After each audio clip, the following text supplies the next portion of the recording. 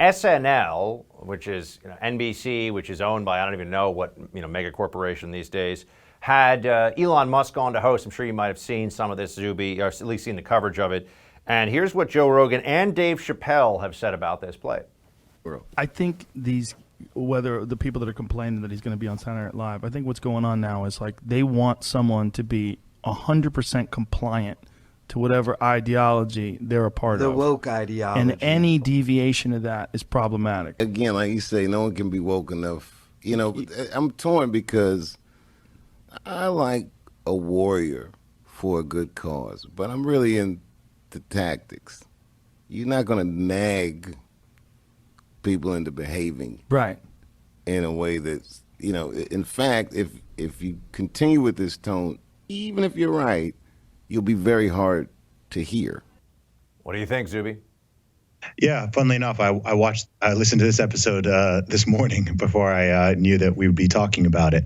So yeah, it's absolutely correct. I think that I think Dave Chappelle is being a little bit too charitable towards some of these people. Perhaps he hasn't been on the he's never faced one quite as much. He did get a little trouble for his comedy special a while back, if you remember. Yes, he has, but I still think he's giving some of them too much credit.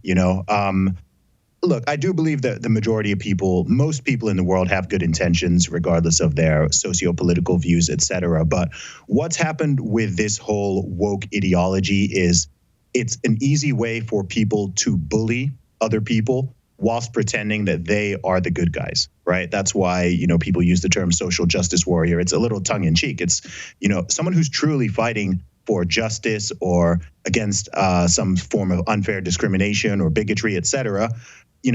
Everybody agrees, whether you're liberal, conservative, libertarian, whatever. Most people agree. Great. That's awesome. But there's so much performative and ill-intentioned and malicious nonsense. When you're digging up someone's tweets from 10 years ago to try to get them fired or to get them to lose their sponsor, et cetera, right? That's not coming from a good place. That's not trying to make the world better. There are a lot of causes out there in the world, locally, nationally, internationally, that are very much worth fighting for.